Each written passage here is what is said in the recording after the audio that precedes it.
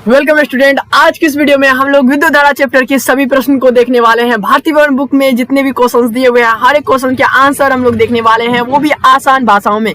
तो चलिए बिना देरी किए हुए वीडियो को स्टार्ट करते हैं। गाइस, हमारा पहला क्वेश्चन है कि विभव और विभवांतर का ऐसा ही मात्रक क्या होता है। यार बहुत इजी क्वेश्चन, बहुत ही आसान क्वेश्चन। इसका आंसर क्या होगा? वोल्ट। तो मेरे साथ बोलो, विभव और विभवांतर का ऐसा ही मात्रक वोल्ट होता है। ठीक है, चलिए अब नेक्स्ट क्वेश्चन की ओर हम लोग बढ़ते हैं। विद्युत परिपथ किसे कहते हैं? विद्युत परिपथ किसे कहते हैं? इसका आंसर आप लोग कुछ इस तरह से दे सकते हो कि जब चालक तारों के माध्यम से विद्युत स्रोतों और उपस्कर जो यहाँ लिखा हुआ है, आप यहाँ पर उपकरण या यंत्र लिख सकते हो। ठीक है, यंत्र को जोड़कर एक संपूर्ण पथ तैयार किया जाता है, इसे ही हम लोग विद्युत परिपथ कहते हैं। या फिर आप इस तरह से आसान भाषाओं में कह सकते हो कि जिस पथ से होकर विद्युत धारा प्रभावित होती है उसे ही हम लोग विद्युत परिपथ कहते हैं। नीचे कुछ इमेजेस देख सकते हो, इससे आप लोगों को कुछ समझ में आ जाएगा। ठीक है, चलिए नेक्स्ट क्वेश्चन की ओर बढ़ते हैं। नेक्स्ट क्वेश्चन हमारा ये है कि विद्युत धारा की प्रबलता की परिभाषा दे।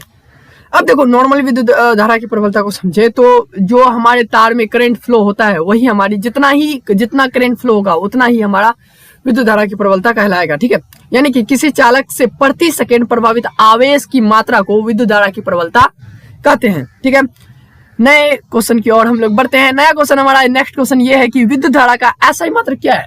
विद्युत धारा का ऐसा ही मात्रक होता है एम्पियर। क्या होता है विद्युत धारा का ऐसा ही मात्रक?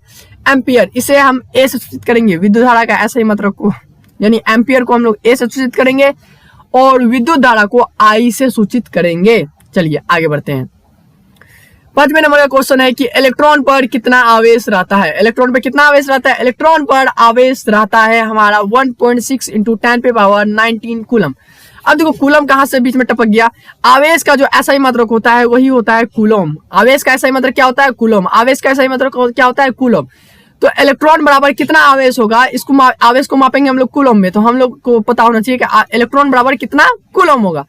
एक इलेक्ट्रॉन बराबर होता है 1.6 × 10⁻−19 कूलम। ठीक है, चलिए हम आगे की ओर बढ़ते हैं। विद्युत धारा के मात्रक की परिभाषा दे। विद्युत धारा का जो मात्रक होता है उसकी परिभाषा दे। अब विद्युत धारा का ऐसा ही मात्रक क्या होता है? एम्पियर होता है। तो एम्पियर का हमें परिभाषा देना है। तो एक एम्पियर वह धारा होती है जो किसी चालक के किसी बिंदु से 1 सेकेंड में 1 कूलम आवेश प्रभावित करती है, उसे हम लोग क्या कहते हैं? एम्पियर कहते हैं। नेक्स्ट क्वेश्चन की ओर हम लोग बढ़ते हैं। क्या विभव धनात्मक, ऋणात्मक एवं शून्य हो सकता है? तो इसका आंसर होगा हाँ, विभव धनात्मक, ऋणात्मक एवं शून्य हो सकता है। ये कैसे होता है? इसका पॉइंट में मैंने आपको कुछ दिया हुआ है, जो कि यह धनात्मक आवेश के लिए धनात्मक होता है और ऋणात्मक आवेश के लिए ये ऋणात्मक होता है। और जब इसमें कोई तरह का कुछ भी प्रभाव नहीं किया जाता है तब ये जो है शून्य पे होता है। ठीक है, नेक्स्ट क्वेश्चन की ओर हम लोग अब बढ़ सकते हैं। नेक्स्ट क्वेश्चन आ जाता है हमारा स्क्रीन पर। एमीटर को किसी विद्युत परिपथ में समांतर क्रम में जोड़ा जाता है या श्रेणी क्रम में? तो इसका आंसर होगा श्रेणी क्रम। कैसे? चलिए इस स्ट्रक्चर से हम लोग समझते हैं। ये एक विद्युत परिपथ है नॉर्मल। यहाँ पर एक बैटरी लगा हुआ है, यहाँ पर वोल्ट मीटर है एंड यहाँ पर ए मीटर है। ठीक है, अब पूछा जा रहा है कि इस ए मीटर को यानी इसको जो है श्रेणी क्रम में लगाया गया है या समांतर क्रम में।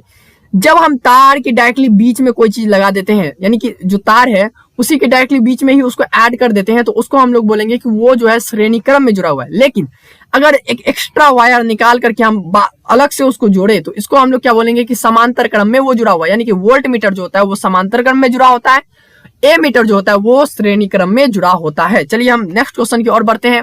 नेक्स्ट क्वेश्चन है, ए मीटर तथा वोल्ट मीटर में से किसका प्रतिरोध अधिक होता है? तो इसमें से होगा कि वोल्ट मीटर का जो प्रतिरोध होता है वो ए मीटर से अधिक होगा। कैसे होगा? ए मीटर से वोल्ट मीटर का प्रतिरोध जो होगा अधिक होगा। चलिए नेक्स्ट क्वेश्चन की ओर हम लोग बढ़ सकते हैं। नेक्स्ट क्वेश्चन हमारा ये है कि एम्पियर, वोल्ट एवं ओम नामक मात्रकों में कोई एक अन्य दोनों का गुणज है, इनमें वह कौन है? तो हमें बताना है कि एम्पियर, वोल्ट और ओम में से कोई एक ऐसा होगा जो बचे हुए दो का गुणांक होगा। जैसे कि मैंने आंसर लिखा है वोल्ट। अब वोल्ट को लेते हैं। अब वोल्ट जो है बताया जा रहा है वोल्ट जो होगा इक्वल होगा किसके? एम्पियर और ओम के। कैसे? जैसे कि हम लोग ने ओम का नियम पढ़ा था। ओम का नियम क्या था? V = IR। यानी कि आई हो गया विद्युत धारा का सही मात्रक एम्पियर, एंड आर क्या हो गया प्रतिरोध का सही मात्रक ओम। तो आ गया ना, ओम के नियम से ही हमने ये आंसर को लिखा हुआ है, यानी ओम का नियम से ये पता चलता है हमें कि हमारा जो वोल्ट होता है वो एम्पियर और ओम के गुणांक होता है। ठीक है, चलिए आगे बढ़ते हैं। अगला है ये उस युक्ति का नाम लिखिए जो किसी चालक के सिरों के बीच विभवांतर बनाए रखने में सहायता करती है। हमें कोई एक ऐसा यंत्र का नाम बताना है जो कि दो सिरों के बीच विभवांतर बनाए रखता है। ये काम करता है कौन सा, हमारा सेल, यानी कि छोटा वाला जो सेल होता है जो हम लोग घड़ी में यूज करते हैं उसका, वो हमारा ये काम करता है। ठीक है, चलिए हम नेक्स्ट क्वेश्चन की ओर बढ़ते हैं। नेक्स्ट क्वेश्चन हमारा यह है कि यह कहने का क्या तात्पर्य है कि दो बिंदुओं के बीच विभवांतर 1 वोल्ट है। इसका कहने का तात्पर्य यह है कि जब हम एक बिंदु से 1 कूलम आवेश को दूसरे बिंदु तक लाने में जब 1 जूल काम करते हैं तो वो हमारा क्या कहलाता है, 1 वोल्ट कहलाता है। वैसे विभवांतर हम किसे कहते थे, विभवांतर का परिभाषा था कि जब हम किसी एक धन आवेश को एक बिंदु से दूसरे बिंदु तक लाते हैं, इसे हम क्या बोलेंगे, विभवांतर बोलेंगे। इसी तरह से इसका 1 वोल्ट का क्या परिभाषा होगा कि जब हम एक बिंदु से 1 कूलम आवेश को दूसरे बिंदु तक लाने में जब 1 जूल कार्य किया जाता है तो उसे हम लोग क्या बोलेंगे, 1 विभवांतर बोलेंगे, 1 वोल्ट विभवांतर। ठीक है, आगे बढ़ते हैं। अगला प्रश्न हमारा यह है कि किसी विद्युत परिपथ में दो बिंदुओं के बीच विभवांतर सामने मापने के लिए वोल्ट मीटर को किस प्रकार संयोजित किया जाता है। थोड़ी देर पहले मैंने सेम क्वेश्चन को कवर किया था, यानी कि उसमें ए मीटर के बारे में पूछा गया था, इसमें वोल्ट मीटर के बारे में पूछा गया था। तो वोल्ट मीटर हमारा हो जाएगा समांतर क्रम में, ए मीटर के बारे में पूछेगा तो ए मीटर हमारा हो जाएगा श्रेणी क्रम में। ठीक है, नेक्स्ट क्वेश्चन की ओर हम लोग बढ़ेंगे। नेक्स्ट क्वेश्चन हमारा यह है कि विद्युत धारा, प्रतिरोध और विभवांतर के बीच संबंध क्या है। यह संबंध हमें ओम के नियम के द्वारा मिलता है, V is equal to I R, यानी विद्युत धारा मतलब I, प्रतिरोध मतलब R, विभवांतर मतलब V। तो इन तीनों के बीच में संबंध क्या, V is equal to I R, जो कि ओम के नियम द्वारा हमें मिलता है। आगे हम लोग बढ़ते हैं। अगला क्वेश्चन है कि प्रतिरोध का मात्रक क्या है। प्रतिरोध का मात्रक क्या है, ओम है भाई, प्रतिरोध का मात्रक ओम, जिसे ओमेगा द्वारा सूचित किया जाता है। अगले क्वेश्चन की ओर बढ़ते हैं। अगला क्वेश्चन यह है कि ओम के नियम में किसका ताप अचर रहता है। तो ओम के नियम में जो होता है हमारा जो ताप चालक होता है, चालक यानी कि हमारा जो तार होता है उसका तापमान अचर होता है। ठीक है, चलिए आगे बढ़ते हैं। ओम के नियम का गणितीय रूप क्या होगा। ओम के नियम का गणितीय रूप होगा V is equal to I R, V is equal to I R, या इसको रट लो, V is equal to I R. ठीक है, अगले क्वेश्चन की ओर हम लोग बढ़ते हैं। अगला क्वेश्चन है कि विद्युत विभव से आप क्या समझते हैं। विद्युत विभव से आप क्या समझते हैं, इससे नॉर्मली हम ये समझेंगे किसी इकाई धनावेश को किसी एक बिंदु तक लाने में जितना कार्य किया जाता है उसी को हम लोग क्या बोलेंगे, विद्युत विभव कहेंगे। चलिए नेक्स्ट क्वेश्चन की ओर हम लोग बढ़ते हैं कि सरल सेल में धन ध्रुव का कार्य कौन करता है। ये करता है तांबे का प्लेट, और लेकिन अगर यहाँ पर क्वेश्चन रहता है कि ऋण ध्रुव का काम कौन करता है तो ये होता है जस्ते का प्लेट। ठीक है, धन ध्रुव के लिए तांबे का प्लेट, ऋण ध्रुव के लिए हमारा जस्ता का प्लेट। अब नेक्स्ट क्वेश्चन की ओर हम लोग अब बढ़ सकते हैं। नेक्स्ट क्वेश्चन हमारा ये है कि प्रतिरोधकता का मात्रक क्या होता है। प्रतिरोधकता का मात्रक होता है ओम मीटर। प्रतिरोधकता का मात्रक क्या होता है, ओम मीटर। चलिए आगे बढ़ते हैं। अगला क्वेश्चन हमारा है कि किसी चालक में धारा के प्रभाव से उष्मा में अंतरित ऊर्जा का व्यंजन लिखे। अब जब हमें किसी भी यंत्र का हीट को मेजर करना होगा, यानी कि उसमें कितना ज्यादा उष्मा है उसको मेजर करना होगा, तो हम कौन से फॉर्मूला का यूज करेंगे वो हमसे पूछा जा रहा है। तो हीट इज इक्वल टू होता है आई स्क्वायर आर टी, आई स्क्वायर आर टी, यानी हमें विद्युत धारा पता होगा, प्रतिरोध पता होगा और समय पता होगा। इससे हम लोग क्या करेंगे, उस वस्तु का हीट हमें पता चल जाएगा इस सूत्र का यूज करके। ठीक है, इससे कुछ क्वेश्चन है एनसीईआरटी में, हम उन्हें भी सॉल्व करेंगे। अगला क्वेश्चन हमारा ये आता है कि विद्युत शक्ति किसे कहते हैं। विद्युत शक्ति किसे कहते हैं, किसी विद्युत परिपथ में विद्युत ऊर्जा के वेव की दर को ही उस परिपथ की विद्युत शक्ति कहते हैं। यानी कि वो जितना ज्यादा विद्युत धारा किसी भी वायर में प्रभावित होती है उसी को हम लोग विद्युत शक्ति कहते हैं। ठीक है, ये इक्वल होता है जस्ट लाइक विद्युत धारा की प्रबलता का। ठीक है, इसका फॉर्मूला होता है W is equal to V है, W is equal to V है। ओके, आगे हम लोग बढ़ सकते हैं।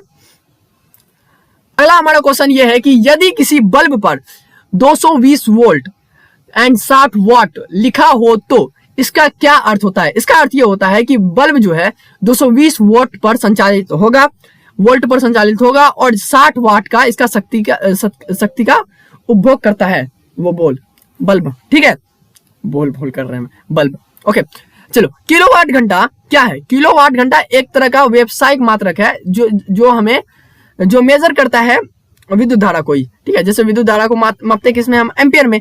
लेकिन जब घर वाला जो बिजली वगैरह आता है, इसको जो कंपनी वाले सब मापते हैं, इसको मापते हैं वो किलोवाट घंटा में, ठीक है। कितना वाट घंटा, यानी 1 घंटे में कितना वाट बिजली खपत हुआ, उस तरह से मापते हैं। और 1 किलोवाट घंटा बराबर होता है 1000 वाट घंटा, ठीक है। चलिए अगले क्वेश्चन की ओर हम लोग बढ़ते हैं। अगला क्वेश्चन हमारा ये है कि श्रेणी क्रम में जुड़े प्रतिरोधकों का समतुल्य प्रतिरोध प्रत्येक प्रतिरोधों के प्रतिरोध के मान से कम होता है या अधिक। ऑब्वियस सी बात है, अधिक होगा। जो समतुल्य प्रतिरोध होता है वो बाकी के जितने भी प्रतिरोध होंगे सभी का योग होता है, तो समतुल्य प्रतिरोध हमेशा अधिक ही होगा, ठीक है। चलिए आगे बढ़ते हैं। तीन विद्युत उपकरणों का हमें नाम, उपस्करों लिखा हुआ है, उपकरणों का हमें नाम बेसिकली बताना है, यानी कि यंत्रों का नाम बताना है जो विद्युत धारा के उसमें प्रभाव का उपयोग करता है। तो विद्युत हीटर हो जाएगा, लो प्रेस हो जाएगा और बल्ब भी हो जाएगा, ठीक है। चलिए नेक्स्ट क्वेश्चन की ओर बढ़ते हैं हम लोग। नेक्स्ट क्वेश्चन हमारा ये है कि मात्रक एम्पियर, वोल्ट एवं वाट में कोई एक अन्य दोनों का गुणज होगा। सेम क्वेश्चन है, पीछे हम लोगों ने V इक्वल टू IR वाला फॉर्मूला देखा था, एंड सेम ये W इक्वल टू VA, जो कि अभी विद्युत शक्ति का मैंने आप लोग को थोड़ा देर पहले ही बताया था, ठीक है। विद्युत शक्ति का ऐसा ही मात्रक वाट होता है। एंड यहाँ पर एम्पियर, वोल्ट और वाट में हमें एक संबंध बताना है, जो कि संबंध क्या होता है, संबंध नहीं बताना है, यहाँ पर यह बताना है कि इनमें से कोई एक ऐसा होगा जो बचे हुए बाकी दो का गुणज होगा। इसमें जो वाट जो है वो एम्पियर और वोल्ट का गुणज होता है, ठीक है, यानी W इक्वल टू VA, इसको याद रख लेना। चलिए अगला क्वेश्चन की ओर हम लोग बढ़ते हैं कि अगला क्वेश्चन ये है कि बिजली के बल्ब का फिलामेंट टंगस्टन का क्यों बना होता है। देखो टंगस्टन का बिजली का फिलामेंट इसको कहते हैं, ये जो लाल वाला जलता है, ठीक है, इसको कहते हैं। तो ये इसलिए ये टंगस्टन का इसलिए बनाया होता है क्योंकि इसका जो गलनांक होता है बहुत ज्यादा अधिक होता है, यानी कम से कम 3000 डिग्री सेल्सियस, 3500 डिग्री सेल्सियस इतना अधिक होता है। इसीलिए हम लोग उसका यूज करते हैं, ताकि अगर ज्यादा भी गर्म हो जाए तो वो पिघले नहीं, ठीक है। चलिए आगे की ओर हम लोग बढ़ते हैं। अगला क्वेश्चन ये है कि विद्युत शक्ति का ऐसा ही मात्रक क्या होता है, यानी मात्रक क्या होता है। विद्युत शक्ति का ऐसा ही मात्रक होता है वाट। वाट क्या होता है, वाट। चलिए नेक्स्ट क्वेश्चन की ओर हम लोग बढ़ते हैं। नेक्स्ट क्वेश्चन हमारा ये है कि विद्युत धारा द्वारा प्रदत्त ऊर्जा की दर का निर्धारण कैसे किया जाता है। कैसे किया जाता है, विद्युत शक्ति द्वारा। इसका विद्युत शक्ति का सूत्र होता है P, मतलब होता है विद्युत शक्ति, ठीक है। विद्युत शक्ति को P से हम लोग सूचित करते हैं। P इक्वल टू होता है VI। P इक्वल टू क्या होता है, VI। अभी जो आप लोगों ने एक फॉर्मूला दिखा था W equal to VA, equal same ऐसा ही होता है। वहां पर वाट था P के जगह पे वाट। देखो विद्युत शक्ति का ऐसा ही मात्रक होता है वाट, एंड विद्युत शक्ति को सूचित किया जाता है P से, समझ रहे हो ना। उसी तरह से विद्युत धारा का ऐसा ही मात्रक होता है एम्पियर, इसलिए वहां पर A था। एंड विद्युत धारा को सूचित करते हैं हम लोग I से, इसलिए यहाँ पर I है। सूत्र सेम है, बस यही है कि कहीं पर उससे सूचित जिससे किया जाता है वो लिखा हुआ है, कहीं पे क्या कर दिया है उसका जो जिसमें उसको मापते हैं उसका संकेत वहां पर लिखा हुआ है, ठीक है। आगे हम लोग बढ़ते हैं। अगला क्वेश्चन हमारा ये है कि प्रत्यावर्ती धारा किस उपकरण से प्राप्त होता है। तो वो जनित्र से प्राप्त होता है। कौन सा, वो जनित्र से प्राप्त होता है। किससे होता है, जनित्र से। प्रत्यावर्ती धारा होता क्या है उसको भी थोड़ा देख लेते हैं। प्रत्यावर्ती धारा जो होता है वह धारा है जो किसी विद्युत परिपथ में अपनी दिशा बदलती रहती है, यानी AC करंट इसी को कहते हैं। जैसे कि हमारे घर में जो बिजली वाला आता है ना, ये AC करंट हुआ, ठीक है। ये अपना दिशा बदलता रहता है। इसी का अल्टरनेटिव आता है DC, उसके बारे में आगे पढ़ेंगे। 32 नंबर का क्वेश्चन है कि विद्युत हीटर में जो तार होता है, ये जैसे कि ये लाल रंग का जो तार है, इसमें हम लोग कौन से धातु का यूज करते हैं। तो उसमें हम लोग नाइक्रोम धातु का यूज करते हैं। कौन से धातु का यूज करते हैं, हम लोग नाइक्रोम धातु का इस्तेमाल करते हैं। अगला क्वेश्चन हमारा ये है कि विद्युत हीटर में विद्युत धारा की किस प्रभाव का इस्तेमाल होता है। तो इसमें हम लोग विद्युत धारा के उष्मीय प्रभाव का इस्तेमाल करते हैं, ठीक है। अगला क्वेश्चन की ओर हम लोग बढ़ते हैं। अगला क्वेश्चन ये है कि विद्युत धारा के किस प्रभाव से बिजली की घंटी कार्य करती है। बिजली का जो घंटी होता है विद्युत धारा के वो चुंबकीय प्रभाव पे कार्य करती है, ठीक है।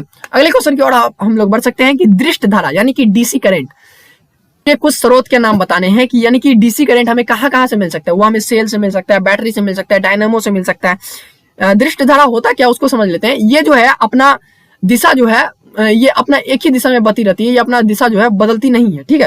यानी कि एक दिशा में, जिस दिशा में इसको लेके जाएंगे बस वो इसी दिशा में जाएगा, ये अपना दिशा चेंज वगैरह नहीं करती है, ओके। यही डिफरेंस है AC करंट और DC करंट में। चलिए नेक्स्ट क्वेश्चन की ओर हम लोग बढ़ते हैं। नेक्स्ट क्वेश्चन ये है कि जो विद्युत फ्यूज होता है, फ्यूज में प्रयुक्त तार जो इस्तेमाल करते हैं उसकी विशेषता क्या होनी चाहिए। यानी कि ये देखो अब यहाँ पर ये एक तार लगा हुआ है, इसमें जैसे वोल्टेज बढ़ा तो ये तार क्या हुआ, टूट गया। तो इसमें क्या विशेषता ऐसे होनी चाहिए कि आवश्यकता से अधिक करंट आने के बाद ये टूट जाए, ताकि हमारा जो कनेक्टिविटी है वो कट जाए। तो इसकी जो प्रतिरोधकता होनी चाहिए वो उच्च होनी चाहिए, और गलनांक होना चाहिए कम, ताकि ज्यादा हीट होने पर ये टूट जाए। ठीक है, अगले क्वेश्चन की ओर हम लोग बढ़ते हैं। अगला क्वेश्चन ये है 37 नंबर का कि 6 वोल्ट की बैटरी से गुजरने वाले 1 कूलम आवेश की ऊर्जा में कितनी ऊर्जा दी जाती है। यानी कि हमें जो है वोल्ट पता है कि 6 वोल्ट होगा, कूलम पता है, मतलब आवेश पता है कितना होगा, 1 कूलम आवेश होगा। हमें जूल पता करना है, यानी कि हमें कार्य ऊर्जा पता करना है कि कितना ऊर्जा उसमें लगेगा। तो एक फॉर्मूला होता है V = W/Q।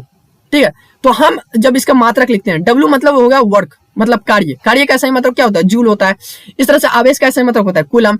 तो V = क्या हुआ, J/C हो जाएगा। तो अब J का जब फॉर्मूला निकालेंगे तो J = हो जाएगा VC। हमारे पास फॉर्मूला निकल चुका है। अब फॉर्मूला पे चलो बैठा देते हैं। ठीक है, हमें J पता करना है ना। J = V का वैल्यू हमें दिया हुआ है 6, C का वैल्यू दिया हुआ है 1, तो इसलिए हमें 6 को गुना कर देंगे 1 से, तो कितना आएगा, 6 आ जाएगा। यानी कि हमें जो आंसर मिला है 6 जूल मिला है। तो यानी कि जो ऊर्जा दी जाएगी वो कितनी दी जाएगी, 6 जूल दी जाएगी। ठीक है, 6 जूल दी जाएगी। एंड अगला क्वेश्चन ये है कि 220 वोल्ट पर चालित एक लैंप 20 एम्पियर की धारा लेता है, लैंप का प्रतिरोध कितना होगा। अब देखो हमें वोल्ट दिया हुआ है कितना, 220, एंड हमें एम्पियर दिया हुआ है। अब एम्पियर जो होता है वो किसका मात्रक है, विद्युत धारा का मात्रक है। अब विद्युत धारा सूचित किससे करते हैं, आई से। ठीक है, तो आई हमें कितना है, 20 दिया हुआ है। अब हमें बताना है प्रतिरोध। अब प्रतिरोध को किससे सूचित करते हैं, आर से। ठीक है, तो हमें आर पता करना है। तो अब हमें पता है कि वी, आई और आर है, तो इसका मतलब हमें ओम का नियम लगाना होगा, यानी V = IR। अब आर बराबर फॉर्मूला हो जाएगा V/I। तो चलो अब वैल्यू बैठाते हैं। V का वैल्यू होता है 220 एंड I का वैल्यू है 20। अब इन दोनों को जब भागा देंगे तो आएगा 11, और जो है प्रतिरोध है उसको सूचित करते हैं ओमेगा से, यानी ओम से। ठीक है, तो 11 ओम हमारा आंसर हो जाएगा। चलिए आगे की ओर हम क्वेश्चन बढ़ते हैं, अगले क्वेश्चन की ओर बढ़ते हैं। अगला क्वेश्चन हमारा ये है कि एक चालक का प्रतिरोध, यानी कि आर दिया हुआ है हमें 50 ओम, एंड इनमें 0.5 A, यानी कि हमारा आई दिया हुआ है 0.5 की धारा प्रभावित करने पर उत्पन्न विभवांतर, यानी विभवांतर मतलब वोल्ट प्राप्त करना है। ठीक है, वोल्ट कितना होगा ये हमें पता करना है। तो हमें आर पता है, आई पता है, एंड वी हमें पता करना है। तो V = IR। तो आई का वैल्यू हम लोग 0.5 दे देंगे, गुना आर का वैल्यू 50 है, 50 दे देंगे, एंड वी इन दोनों को गुना करने पर आएगा कितना, 25 वोल्ट। ठीक है, तो हमारा आंसर हो जाएगा 25 वोल्ट। ठीक है, यानी विभवांतर 25 वी दे दोगे या 25 विभवांतर आप बोल सकते हो कि इसका आंसर होगा। ठीक है, अगले क्वेश्चन की ओर बढ़ते हैं। अगला क्वेश्चन हमारा ये है कि एक विद्युत बल्ब पर 100 वाट और 220 वी अंकित है। ठीक है, यानी कि हमारे एक बल्ब है, उसमें कितना है, 100 वाट है एंड 220 वोल्ट है। ठीक है, बल्ब में प्रभावित विद्युत धारा यानी कि आई हमें पता करना है। तो हमारा सूत्र क्या था, हमारा सूत्र था I = P/V। I = क्या होता था, PY। देखो थोड़ी देर पहले हम लोगों ने क्या पढ़ा था, P = VI। P = VI सूत्र फॉर्मूला पढ़ा था। एक अब I का जब फॉर्मूला निकालेंगे I = P/V हो जाएगा। ठीक है, तो अब पावर जो है P मतलब वह विद्युत शक्ति, विद्युत शक्ति का ऐसा ही मतलब क्या होता है, वाट होता है। तो वाट को किससे सूचित करते हो, W से, एंड वोल्ट को V से। ठीक है, तो I = W/V आ गया हमारा फॉर्मूला। अब हम क्या करेंगे, W का वैल्यू हम बैठा देंगे, यानी 100 दिया हुआ है, एंड V का वैल्यू दिया हुआ है 220। तो I = अब इसमें क्या करेंगे, भागा देंगे, तो जो आएगा 0.45 एम्पियर। ठीक है, एम्पियर इसलिए लिखे हैं क्योंकि विद्युत धारा को हम लोग एम्पियर में मापते हैं, इसलिए हम लोगों ने एम्पियर लिखा है, यानी कि 0.45 एम्पियर हमारा आंसर होगा। ठीक है, अब चलिए हम नेक्स्ट क्वेश्चन की ओर बढ़ते हैं, और लास्ट क्वेश्चन है ये अति लघु उत्तरीय प्रश्न का। ठीक है, क्वेश्चन ये है कि 220 वोल्ट में 220 में कर रहा हूं, 220 वोल्ट मेष से जोड़ने पर एक आर्क लैंप 20 एम्पियर की धारा लेता है। आर्क लैंप का प्रतिरोध कितना होगा, यानी कि हमें वोल्ट दिया हुआ है 220, एम्पियर यानी कि आई दिया हुआ है हमें 20, और हमें आर प्रतिरोध यानी कि आर हमें निकालना है। तो आई दिया हुआ है 20, वी दिया है 220, आर दिया हुआ है पता नहीं, आर कुछ नहीं दिया हुआ है। तो V = होता है IR, R = हो जाएगा V/I। तो R = हो जाएगा V का वैल्यू 220, I का वैल्यू 20, एंड जब हम इसको भागा देंगे तो कितना आएगा, 11 ओम हमारा आंसर आ जाएगा। तो हमारे जितने भी अति लघु उत्तरीय प्रश्न थे हमने सभी प्रश्न को सॉल्व किया है, एंड आने वाली नेक्स्ट वीडियो में हम लोग क्या करेंगे, लघु उत्तरीय प्रश्न को सॉल्व करेंगे, एंड एक और वीडियो आएगा जिसमें हम लोग दीर्घ उत्तरीय प्रश्न को सॉल्व करेंगे। इसी तरह से हम लोग हर एक पार्ट में अलग अलग क्वेश्चन को सॉल्व करेंगे। जितने भी हमारे क्वेश्चन थे यानी कि अति लघु उत्तरीय प्रश्न, हम लोगों ने 41 क्वेश्चन को अभी सॉल्व कर लिया है 20 मिनट के वीडियो में। एंड गाइस वीडियो कैसी लगी हमें कमेंट सेक्शन में जरूर बताइएगा, एंड अगर किसी तरह का डाउट होता है तो आप हमें कमेंट सेक्शन में जरूर से पूछ सकते हो। एंड मिलते हैं किसी और नेक्स्ट क्लास में।